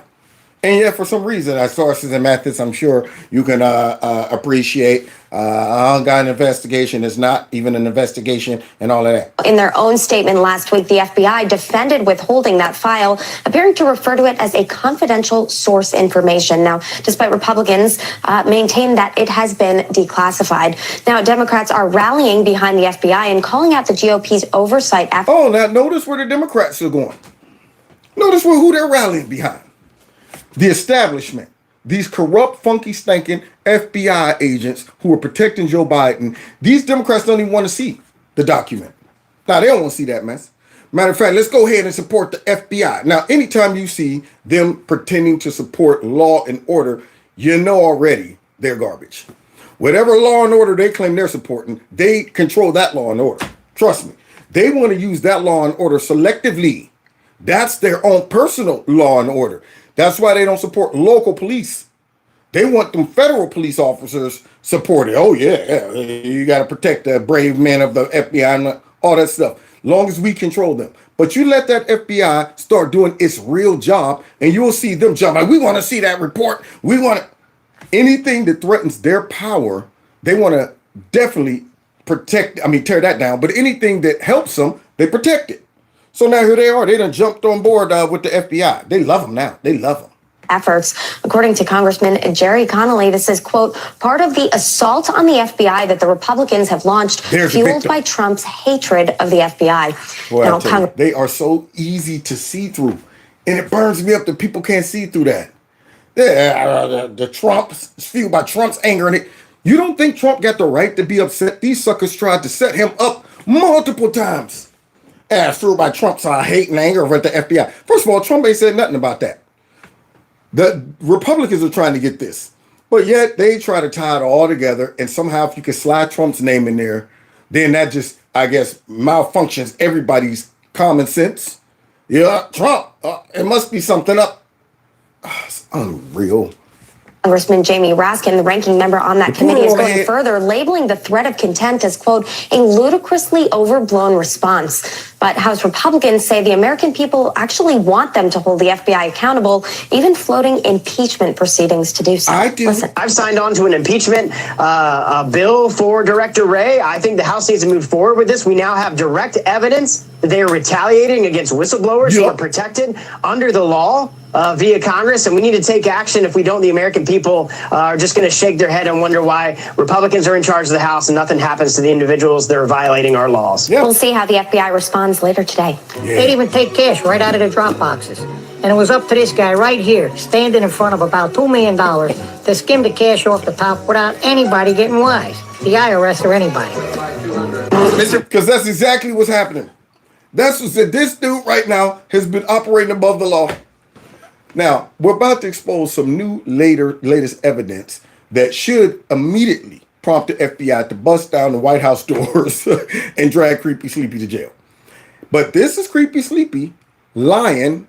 I just want to make sure y'all see this clip first about his dealings with his son. Y'all ready? Here. Mr. Vice President, how many times have you ever spoken to your son about his overseas business dealings? I've never spoken to my son about overseas business dealings. And so how do you know? Here's what I know. I know Trump deserves to be investigated. Trump deserves He is violating every basic norm of a president. All the basic. You should be asking him the question, why is he on the phone with a foreign leader, trying to intimidate a foreign leader, if that's what happened? That appears what happened. You should be looking at Trump. Trump's doing this because he knows I'll beat him like a drum. And I'll cheat him like a drum. That's what I'll do. Yeah, you should be looking at Trump, not Creepy. All right? Even though I got a trail of evidence behind me. But don't look at me. Look at Trump. Interesting. Using the abuse of power and every element of the presidency to try to do something to smear me. Everybody looked at this, and everybody's looked at it and said there's nothing there. The FBI? Ask the right question. Exclusive. You need a safe harbor. I can work with your father alone, says Jim Biden, sent to Hunter to suggest that Joe was on their payroll, that Joe was leading the crime family. What? I can work with your father alone. What does that mean? Oh, a lot of things. So there you go. You got Jim Biden now. I guess a text message then surfaced where when Hunter was on a little crack bench, they got 100 and said, look, man, don't worry about it, man. Get yourself together. I can work with your father alone.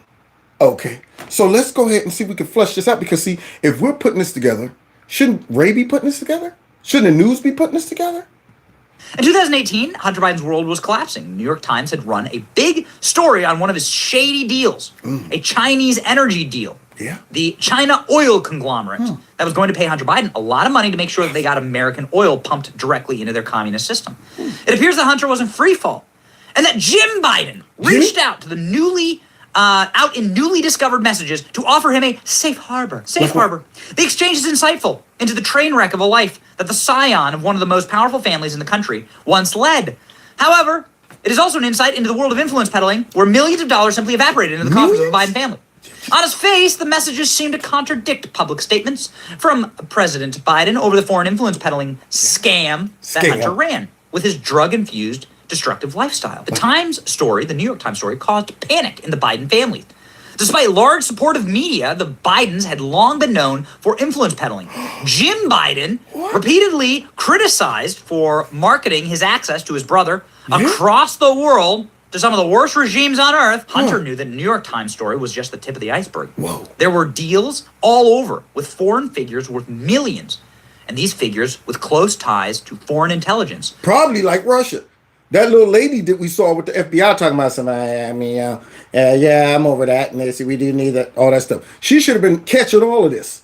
So now we have Hunter going through some things like always, and then of course, you know, we get Jim Biden say, I'm gonna step up. So creepy too. All right, so let's see. Bad regimes. What he said. As revealed recently by the House Oversight Committee, the Bidens constructed a labyrinth of corporations and accounts to transfer millions of these deals into various Biden family member coffers, including their grandkids. Nevertheless, Joe Biden. Grandkids. But I don't know nothing. Peter, don't ask me. You should be asking Trump. They'd be looking at him. Yeah, he don't know nothing though. Biden repeatedly claims that he had no knowledge of his foreign business dealings. Those denials are patently false, writes the New York Post. Hunter's Biden laptop includes pictures of appointments for Hunter's foreign business dealings and associates with Joe Biden. Somebody go get me some cuffs.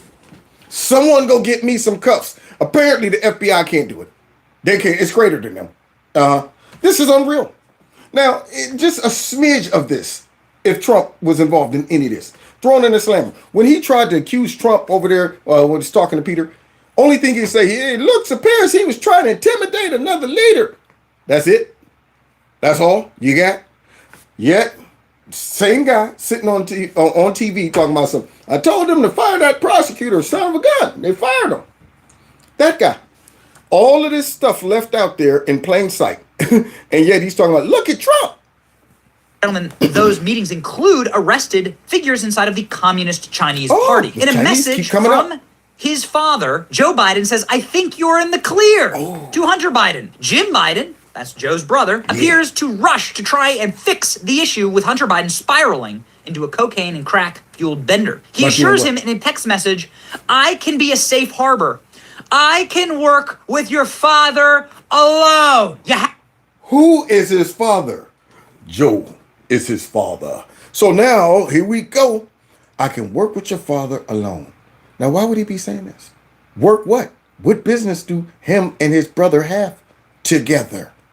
Have the smoking gun. Here it is. Where the hell is the special counsel? You finally have the smoking gun. Now, you've all seen it from a mile away. You've heard it through whistleblower after whistleblower. Yeah. Joe Biden was in charge of this sloppy, dime store, influence peddling family that took money from these corrupt individuals all around the world in order for favors from the American government. Wow. They saw the Clintons do it, and they said, why can't we have a piece? Why not? Directly from the Biden family, yeah, Joe's in charge. I can work with your dad alone on these corrupt scam deals. What do you think he meant, though, guys? What? Work on, the peddling on the side of the house? Here your dad got a project he's working on. Don't worry about it, Hunter. I know you were going to help him, but don't worry. I can work with your dad alone. You think that's what he was talking about? Go. All right, as the investigation into Hunter continues, we are still learning more from his laptop. Take a look at one text recovered by the Daily Mail. This is from Jim Biden, Joe's brother, to Hunter. He writes, quote, "I can work with your father alone. We, as usual, just need several months of his help for this to work." Good grief. Good grief. It doesn't get more obvious than this, guys. This right here is beautifully laid out for the FBI. Why aren't they doing stuff? Huh? Yeah, they're doing stuff. They're going after Trump supporters who walked around the Capitol. And they're going after parents who disagree with the school boards trying to sexualize their kids. That's the stuff they're doing. Instead of doing stuff like this, they're going after Trump over stupid crap. Well, he took some documents home. Stupid stuff like this, where this guy right here is talking about, just like usual. How long have they been working with Joe on stuff, huh? Don't worry about it, man. I got it, Hunter. I work with him alone. Now, this man in this very text just implemented a whole bunch of things with Joe. He said, I can work with your father alone. You can't mistake who he's talking about. What other father could he be referring to? Then he says, we as usual, meaning y'all got a history. A history.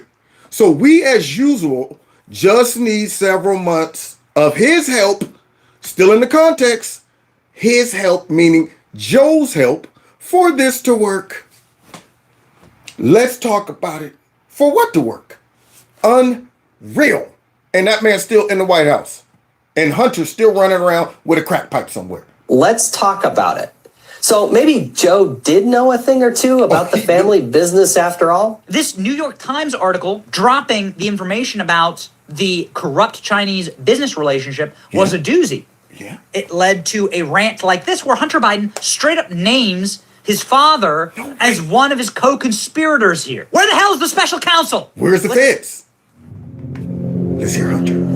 I get calls from my father to tell me that the New York Times is calling, but my old partner Eric, who literally has done me harm for I don't know how long, is the one taking the calls because my father will not stop sending the calls to Eric. My father. I have another New York Times reporter calling about my representation of literally, Dr. Patrick Go, the spy chief of China, who started the company that my... Hear those crack pipes rattling in the background, ting-a-ling-a-link-link. It's hard being Hunter. I'm a little privileged white kid of a corrupt politician, but life's so tough that I need crack to cope. So he got that crack to cope as he's complaining on audio. Now, this dude is one of the most reckless dudes ever. I mean, he leaves trails of evidence ever. He's the worst criminal. He records himself doing crazy stuff. He records audio clips of him, and now we're listening to it as he's implementing his dad. My partner is worth $323 billion. Oh, okay. Found it. It is now missing. The richest man in the world is missing. Who was my partner? He was missing since I last saw him in his $58 million apartment and signed a $4 billion deal to build the largest LNG port in the world. They're their Hunter. And I am receiving calls from the Southern District of New York, from the U.S. Attorney himself. My best friend in business, Devin, has named me as a witness without telling me. In a criminal case, and my father, without telling me. My father? Dun dun dun! All the dramatic, all the drama there, ladies and gentlemen. It's pretty clear what's happening. What? Right now, what's happening is the greatest mop-up job ever in American political history. You can listen. I mean, listen. So you got the text message now. This is the brand new news from this morning. That you have the text message from Jim Biden saying, "Hey, yo, Hunter, I can work with your dad alone." So how much more do you need? That's my point. Like, at what point is the evidence so plentiful and so overwhelming to where you can no longer sit back and justify why you're not swooping in and throwing handcuffs on all of these people? How much more do you need a full confession? Do you need dang on Joe Biden? All right, look, I'm a crook. I took money from people and what else do you need? And they will muster up some of the garbage narratives to go after Trump and all their supporters with no evidence whatsoever, which we're about to find out why the FBI is like they is in a second. We're just going to use Joe. We're just going to get more deals. It's going to be great. It'd be a lot easier to hear Joe Biden talk with his son, literally about their dirty business dealings. Let's hear it. Don't hold back. Hey, Palace Dad, it's 8:15 on Wednesday night. If you get a chance, give me a call. Nothing urgent. Just want to talk to you. I thought the article, at least the thing online, is going to be printed tomorrow in the Times, was good. I think it's clear. And anyway, if you get a chance, give me a call. I love you. I think you're in the clear. Is that what you do? It was just Mother's Day. Father's Day is up around the corner. You call your dad? Call your dad on Father's Day? Hey, Dad. Dad, I think you're in the clear. Happy Father's Day. Hey, clear of what? That's not a normal conversation. I mean, why would you use that? They ain't going clear of what? There are certain things that in the context, you'll say, you had to be talking about something particular. That's like when Hunter got caught, they found out that his father is in his phone program as pedo, if you know what that means, found. Why would you call someone that? That's my question. These aren't things that you can easily explain. Nobody picks that title for somebody if there isn't something to it. You put your dad in your phone as pedo, that must mean you look at him like a pedo. You know what I'm saying? And yet now you're on the phone. Don't worry, you're in the here clear, Hunter. Trust me. It looks like things are going clear for what? You shouldn't need to be in the clear for whatever. But he is? Okay. Your dad would be like, get over here, son. I'm going to beat your ass. I'm going to take my belt off. I don't care how old I am. What do you mean I'm in the clear? What are you accusing me of? You don't say that to your family. You don't. Royce's dad just won high political office. Rolls-Royce's dad is going to the House of Representatives here in Florida. Right. And Royce doesn't end. Royce, do you end your conversations with your father? I think you're in the clear. When your dad won his House seat, did you go, you're in the clear. Good job, Dad. You got him. You got him, Dad. There he is. Way to go. Way to go. No, I don't think so. Right. Whatever FBI, Royce's FBI agent is probably listening in. Ladies and gentlemen, it's not something that innocent people say to each other. True. These aren't innocent people. No, they're not. Speaking of the FBI guys, no wonder they're not breaking down Joe's door. Look at this, guys. Remember these guys? Okay. I've never seen a march so protected by the police force in Washington, D.C. So cataloged and filmed and so aggressive. There's a reason why people say these guys are feds. Why? It's because this was actually during Police Week, National Police Week. The cops were forced to stand there and watch the police march effectively with the Patriot Front group, escorting them throughout the city and then blocking anyone from even following them down into a metro train. Now that is odd, but it gets worse. See, I've been bringing some extra stuff to y'all every night when I cover this that kind of opens us up a little more into who these guys are and what they might be up to. So here we go. This is what I think is the most egregious in all of this footage. What? Is that these guys were allowed their own private metro ride out of the city. Who the hell is coordinating this? Look at the police officers step aside while this... Hey, there's their leader with the mullet. There, you see the guy with the hat right there with the mullet right there? There he is. That mullet's going down. All you see in the back of that is the mullet hanging out. So now, yes, good question, Benny. Who's coordinating that? I mean, who signed off on it? All right, listen, we're gonna block off the whole metro, let them guys go down and escape without no interruption, no people taking pictures, nothing. Only person's face is out is the guy with the mullet hanging down out the back. This group is given their own metro car, metro being the subway system in Washington, D.C., and then no one else is allowed onto the metro car. Now that is all. Why the hell would that be? Dear feds, at least change the uniform. That's funny. Dear feds, at least change the uniform. That is crazy because guess what? They didn't even, they went with the blue. All right, listen here, guys. We want to look very white nationalistic.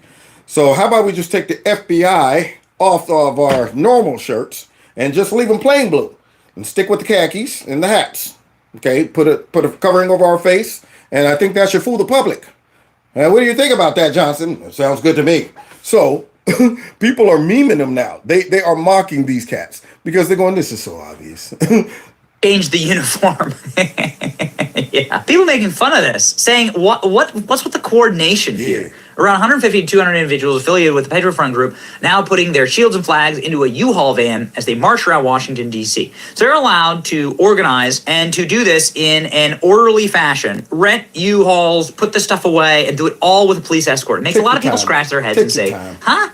No politician supports Patriot Front, so the media is beating a dead-fed horse. Literally no one on the right thinks they're legit. Here, police, not known for hiding protesters' identity or protecting neo-Nazis, escort them to the subway. Yeah. Now, Benny, you're bringing up some good points. Now, none of us support these fools. Not only that, but none of us even believe these fools are real. We all like, man, whatever. This is a hoax. But he got a good point, man. I'm thinking to myself, how is it that they out everybody's information? They don't protect nobody. But when it comes down to certain people that they use for certain stuff like this, they always want to protect them. Yeah, nobody wants to out these folks, but guess what, y'all?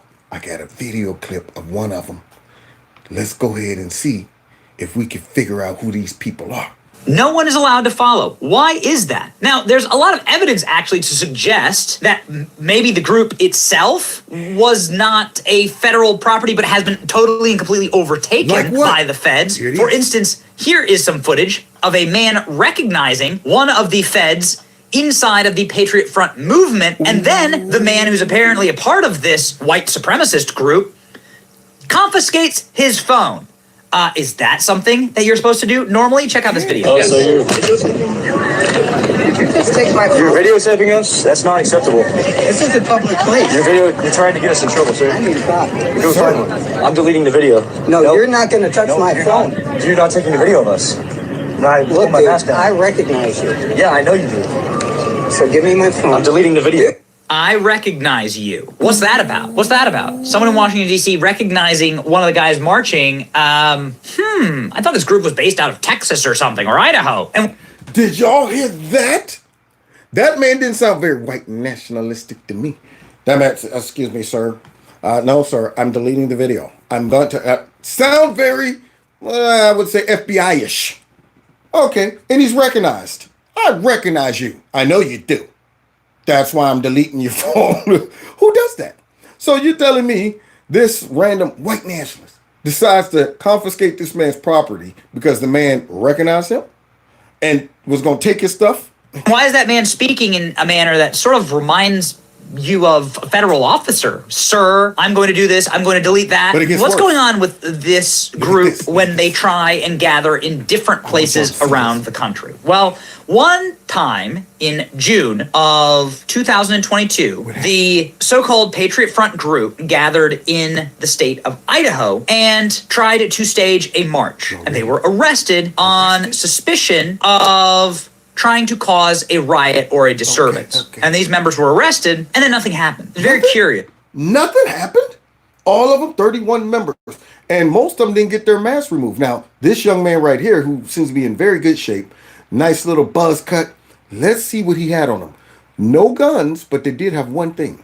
On June 11, 2022, a U-Haul full of mass Patriot Front members pulled over in Coeur d'Alene, Idaho. 31 members were arrested. Not one of them were carrying, and one of them was carrying a megaphone with the FBI marked on it. You can see that right.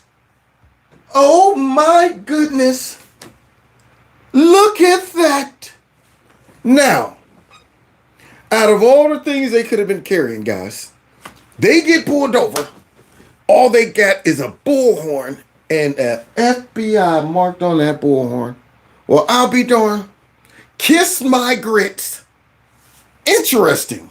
Right here, a megaphone with an FBI insignia, along with this guy. I mean, look at the haircut. This is speculation here, but look at the haircut. Look at the training. You see that, guys? You see that right there? How do you explain that? I want someone to explain that. That's what I want. That's why I had to say, well, kiss my grits. Unbelievable, man, these people, I tell you. But guys, I'm not shocked, because listen to this lady from the FBI and her stank attitude in regards to something that she should be all over and find very important as we close tonight. On May 12, 2023, Special Counsel John Durham submitted a 300-page report to Attorney General Garland examining the FBI's investigation into alleged links between the 2016 Trump campaign and Russian efforts to interfere in the presidential election. Ms. Murphy, does your department deal with counterintelligence, specifically elections? The counterintelligence division does, yes, sir. So But it works it along with another division that deals with election security. So your division deals with counterintelligence and has access to election security? So election security isn't owned by the counterintelligence division. There's a specific part of the FBI that deals with election security. Okay. But we work with that piece of the FBI in regards to protecting elections and obviously with DHS. Special Counsel Durham assessed that neither U.S. law enforcement nor the intelligence community appears to have possessed any actual evidence of collusion in their holdings at the commencement of the Crossfire Hurricane investigation. That's bad. The Bureau subsequently discounted or willfully ignored material that did not support the narrative of a collusive relationship between Trump and Russia. What do you think As about that, Deputy lady? Assistant Director for the FBI's Counterintelligence Division, are you familiar with this report? I have not read that report, sir. You have not read the Durham report. I have not yet read the Durham report, no, sir. Did you hear what she just said? Did you? This lady is the director of the counterintelligence division. The report has been out for like 6 weeks, and she talking about, I've not read that report. That man, like, what? I'm honestly speechless at this point in time. I'm not sure what to think of this as someone who has spent an entire career in counterintelligence. Special Counsel Durham found that the FBI moved too quickly with its investigation of the 2016 campaign and relied on uncorroborated evidence when launching its investigation. Does this concern you? I'm sorry, can you repeat the question? You know the question. She's playing dumb. Her nasty attitude, man. Ugh, she did something about this lady, man. I was like, ugh. So here she is up here. Talking about I have not read that report. I'm sorry, can you repeat the question? She looks like she's totally disconnected. She's annoyed. She don't want to be there. She's like, these people are beneath me. This makes me feel like they know that there's nothing these folks can actually do to us. So I'm just going to go through the motions, go out there, give them the run around, let them know through my attitude, the tone of my voice and my body language that, you know, I don't really have to answer to you. You're not my boss. This is stupid. And then to play around like, what? I don't know. What'd you just say? I didn't hear it. And this and that. So now, you want us to think that being over the counterintelligence division, that you didn't get a chance to read the Durham report? Are you kidding me? What happened is she knew they would be asking her questions about the Durham report. And they said, man, just go out there and tell them you ain't even read it. And then say, I can't comment on it because I haven't read it. That's what she's going to do. That's why it's so shocking to them, because they're going, are you kidding me? You're coming to this congressional hearing, this meeting, and you don't think we were going to ask about that? Now, if you're over the counterintelligence division, you should be wanting to hear everything that we did or did not do correctly so that we can straighten that mess out. But this shows the attitude of the upper level folks in the FBI. That's why I'm not shocked to see them young men walking around with bullhorns that says FBI on it. That's why I'm not shocked that they're not busting down creepy, sleepy, sleazy, slimy, sloppy's door after all the evidence is laid out before them. And then you get this chick right here downplaying the severity and the seriousness of the Durham report. Listen to her. That there was a very fast pace of the investigation and that uncorroborated evidence was used when launching the investigation. Does that concern you? So again, sir, I haven't read the Durham report, so I'm not sure, I have no knowledge of Does this fall under the counterintelligence umbrella? the Durham report. I'm sure portions of it do, yes, sir. Does a suggestion or an accusation of election collusion between a foreign government and the United States or a person or an entity in the United States fall under counterintelligence? Yes, sir. So the alleged collusion between Mr. Trump in 2016 and Russia would have fallen under the counterintelligence division of the FBI? Yes, sir. And you have not read the Durham report? I have not read the Durham report. Is there a reason? Is it not required to? Listen to this. No, I just haven't had time.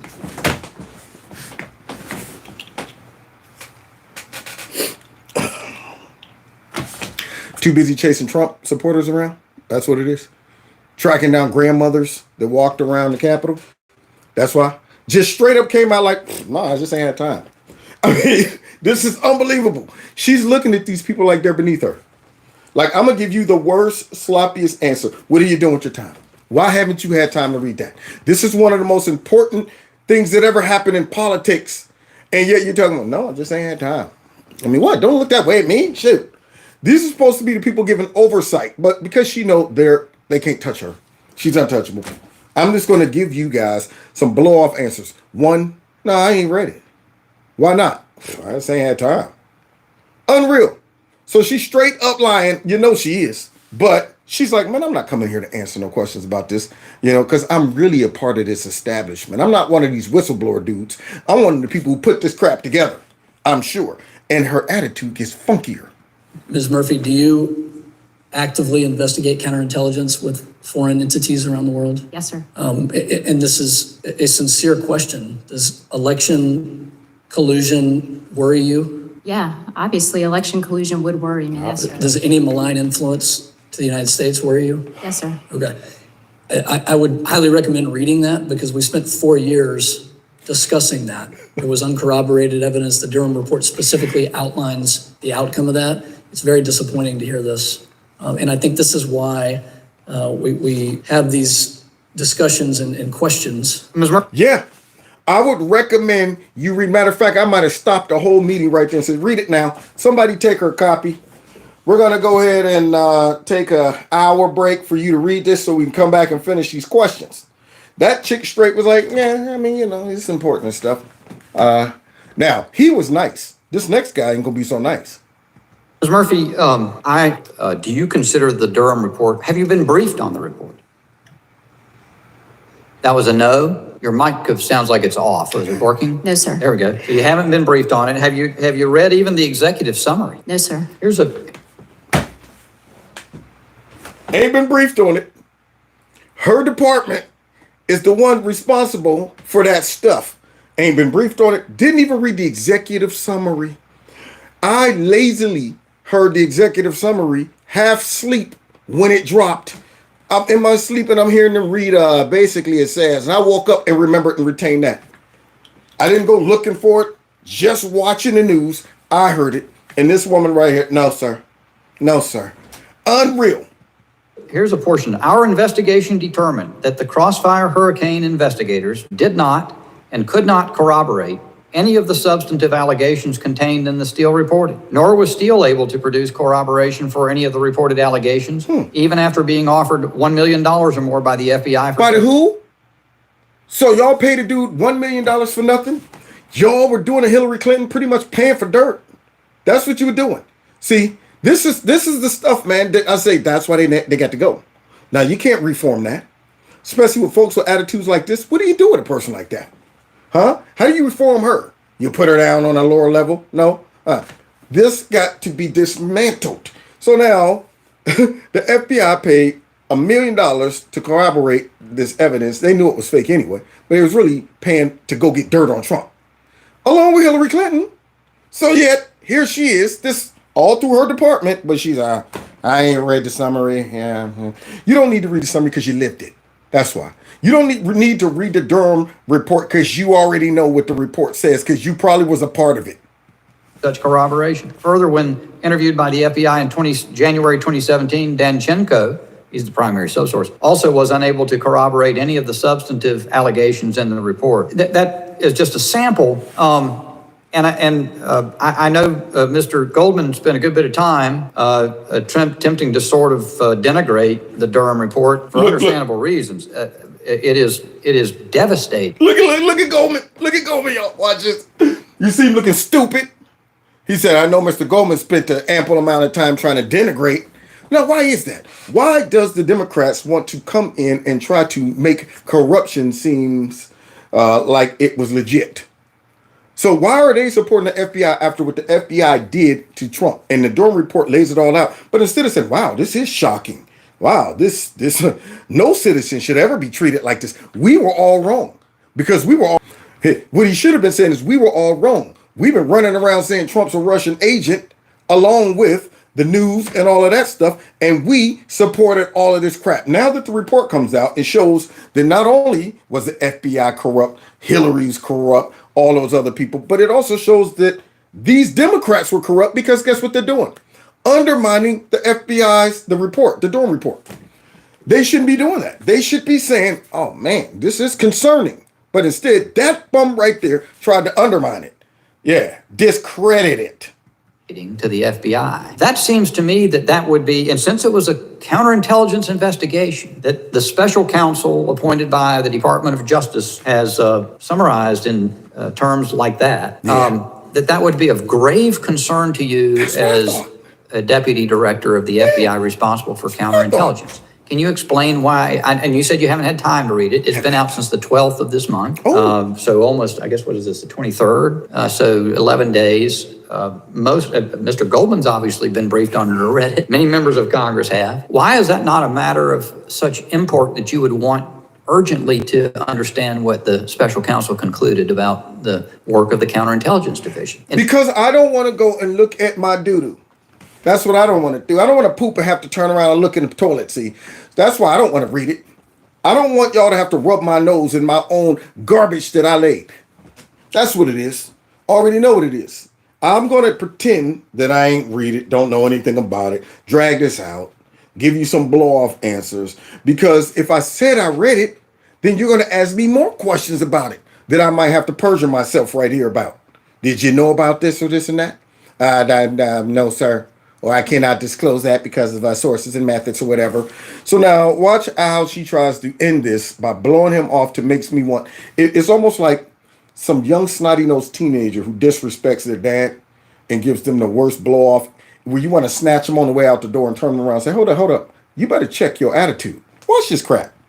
In such a grave case. Sir, if you'd like a brief on the Durham report from the Counterintelligence Division, I'm happy to take that back. Wow. That sounds... You see that? You see that look right there? Sir, if you want a brief on the puffing, the huffing and snuffing and stuff, who are you, Puff the Magic Dragon? Let's hear this nasty attitude again. Of such import that you would want urgently to understand what the special counsel concluded about the work of the Counterintelligence Division in such a grave case. Sir, if you'd like a brief on the Durham report from the Counterintelligence Division, I'm happy to take that back. Wow. That sounds almost contemptuous. It was. That's the part about it. And then looked away like, oh, God. But that shows that these people think they're untouchable. She didn't say, I'd be glad to go back, read it, come back, and discuss it. She said, just take it back. Go back. Hey, these people back here wants to know stuff. Anybody want to field that? No? Okay, well, we'll just brush them off. Next time I come up there, I'll give them some excuses about why I didn't get to it yet. Yeah, that's just astonishing. It is astonishing. I'm just without words. The FBI is unconcerned. Do you know whether anybody at the FBI has read the Durham report? Yeah. I'm sure people have read the Durham report, sir. Can you name anybody that you know has read it? No, sir. Do you intend to read it? I do intend to read it. Does the FBI intend to undertake any changes in the way it conducts counterintelligence operations based on the Durham report? I can't answer that, sir. I can take that question back. I yield. That's why she got to go. That's why all of their butts have to go. So there you have it, y'all. That's our FBI. And that's why we're in the position that we're in right now. Yeah, that's why we're in the position that we're in right now with these guys. So that's her attitude. And, that plays a part into, I forgot about that bum. Yeah. Anyway, but that's the problem that's going on right now with the FBI. That's why we shouldn't expect them to do anything to Joe Biden. We shouldn't expect them to make any changes right now in the FBI because we've seen the attitude. And that's why we're very suspicious when we see things like Patriot Front walking around with FBI clothing on without the FBI sticker on the back or something. We got a lot of problems going on right about now in our country, from immigration to our dang on organizations and institutions being compromised and abuse of power, all of this stuff, man. So we got our work cut out for us moving forward. And I pray to God that even though Trump is soaring right now in the polls, we hope folks like that aren't working in the background to make sure that never happens. And with that funk attitude, that woman should be ashamed of herself. She should have read the the Durham report and be like, I'm embarrassed for our agency. I can't believe we conducted ourselves like this. But you can see the contempt in her voice, attitude, tone. Like, so what, we did it. That stuff right there means nothing to me. It ain't even important enough for me to read that mess and be prepped when we come in here to talk to you bums who's supposed to have oversight, but you don't. You could tell she knows you can't do nothing to me. Because if she was talking to somebody who she felt could, and she told them that, She would have never had that attitude. If it was her boss and she came and sat down and he said, all right, did you read the Durham report? No, I haven't. Why not? Haven't had time. He would be all in her grill. Yeah, but he's like, hey, go. I guarantee you, Christopher Wray probably is like, go up there and just tell him, I haven't read it. You know they're going to ask. Just whatever. I don't care what they ask you. I haven't read it. Don't know. I don't know. I'll tell you what. We'll see. We'll talk about it. We'll get back with it. Yeah. So that's what we're looking at. That's why they all need to go. And so do I. I'm starving. So God bless y'all. God bless America. Don't forget to hit that like button, share my videos, follow me on the other platforms. Check out my podcast. If you want to donate to the channel, there's links below the video to do that. And follow me on Rumble in the Jungle and subscribe to my alternative channel.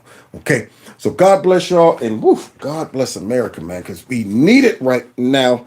Dang on it with all of this nonsense going around, man. Oh, I'm up to my chin in nonsense.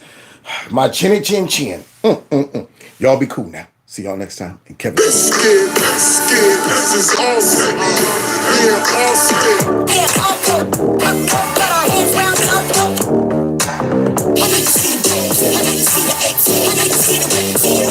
Yeah. See y'all next time in Kevin's Corner. Take care.